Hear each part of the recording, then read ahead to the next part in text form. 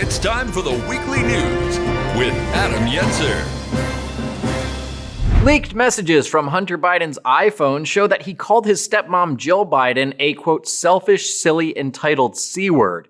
Jill reminded him it's Dr. Selfish, Silly, Entitled C-word.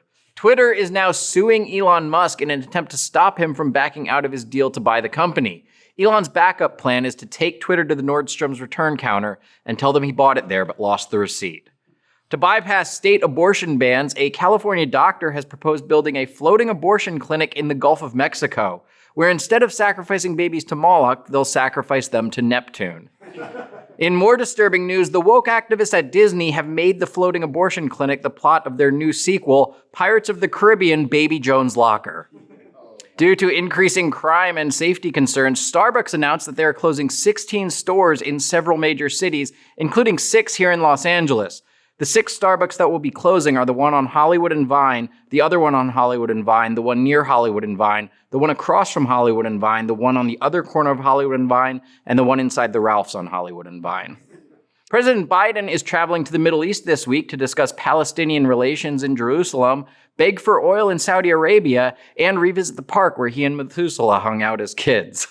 A New York Times poll found that 64% of Democrats don't want Joe Biden to be their party's nominee in 2024, while 100% of Republicans want Joe Biden to be the Democrats' nominee in 2024.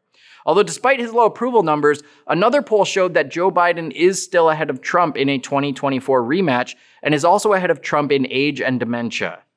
According to the Secret Service, the January 6th committee has not contacted any agents or Trump staff members to verify the claims made last week by Cassidy Hutchinson. The committee said they're just going to take her word for it that she took another person's word for it who took someone else's word for it.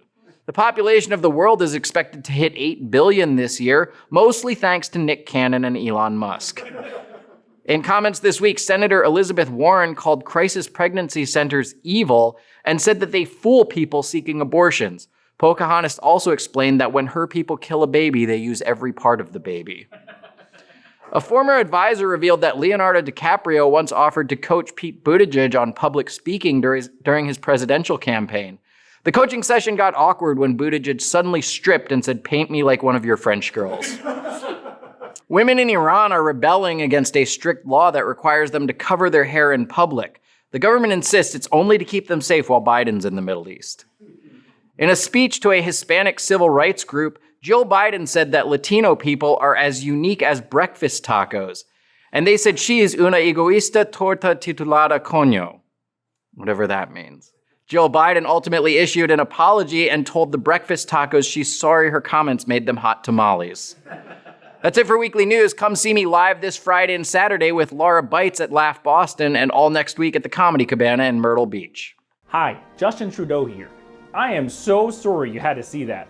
Their videos are problematic, eh? Whatever you do, don't like, subscribe, or comment. It just encourages them, eh? These guys joke about things you shouldn't be joking about. And quite frankly, and pardon my French Canadian, they're real jerks.